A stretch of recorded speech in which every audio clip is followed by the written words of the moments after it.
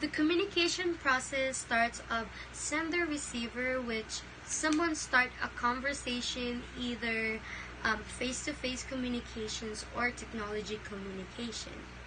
For example, face-to-face is in reality, and technology could be on your phone, on emails, etc. The sender-receiver is definitely using a message. Message can be written or spoken. It has the process of verbal communication, which is a spoken form. For example, a greeting or greeting someone, and also nonverbal communication, which is movements, gesture, or tone of voice. Afterwards is a receiver or receiver sender. It could be a person or a group of people decodes or has received the message which the sender receiver has sent. Then applying from my understanding is channel. Channel is a form of transmitting using traditional written communication. An example is magazines, journals, newspapers, etc. And also another item that describes channel is technology communication. Channel, it involves radio, video recording, and emails.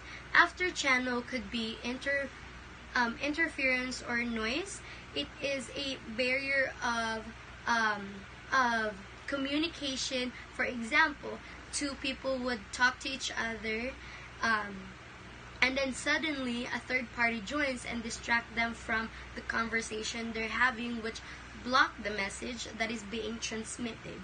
Of course, there will be a feedback, which is a response to a message or replying back. It's either can be verbal, which is spoken and written, and nonverbal expressions, movements, or gesture. Then finally, this is what we call context. It's an important aspect of the communication process, which refers to situations or condition during the time period.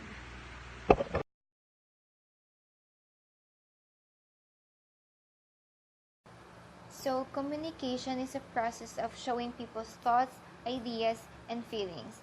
This follows a process where in a given communication there is a sender. It is the one who initiates or encodes the message. Next is the message. It can be verbal or nonverbal. And then we have receiver. This is the one who receives or decodes or interprets the message sent by the sender. Next is the channel, where it is the medium that is used by the sender to send the message. And then next we have feedback. It is the response or the reply to a message. And of course, for every given communication, there is an interference where it distorts or blocks the message. Then lastly, we have the context. It is the condition or situation that exists where or when the communication takes place.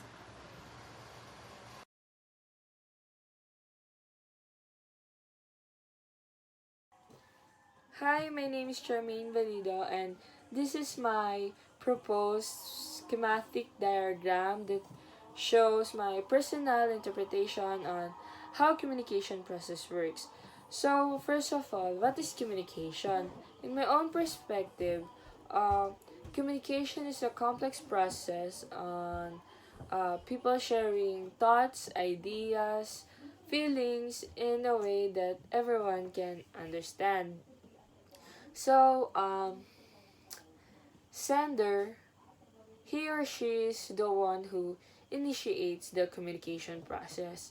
Uh, uh, it is the one who plans on what ideas or thoughts he or she should put in a message that the receiver will receive. And the message is the content that you give and you get throughout the communication process. Uh, channel is the passage or medium on how a message will be transmitted. Um, and the receiver, he or she is the one who decodes or interpret the given message. So interference and noise can occur while the communication process is ongoing. For example, if you're communicating through phone, the interference or noise can be if the signal or the connection is slow, if there are suddenly background noises from the people or etc.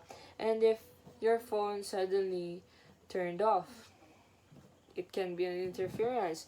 So the context is the is where the communication takes place. So it depends if the context will be a hindrance for a successful communication process.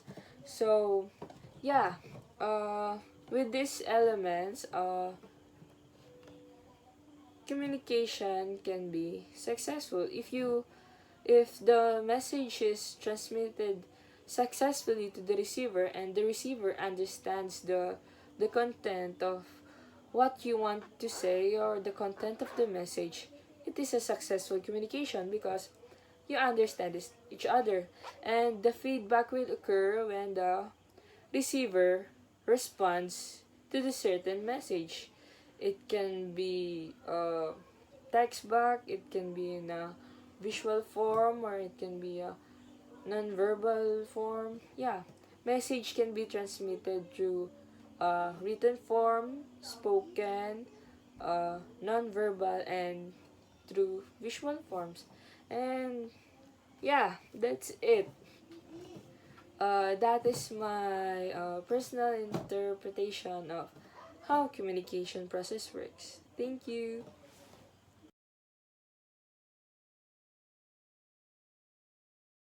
Okay, so my proposal for systematic communication process is Aristotle linear model of communication. So what is Aristotle linear model of communication? So it is the speaker role to deliver a speech to the audience. The role of the audience is passive, influenced by the speech. This makes the communication process one way from a speaker to a receiver. The speaker must organize the speech beforehand according to the target audience and situation occasion. The speech must be prepared so that the audience be persuaded or influenced by the speech. Upon conceptualizing this model, Aristotle kept the idea of this model being rhetoric, meaning it for effective speaking and persuasion of the audience. This model has no concept of feedback, mainly because its main proponent is the speaker and the speech itself being delivered effectively to the audience. Thank you.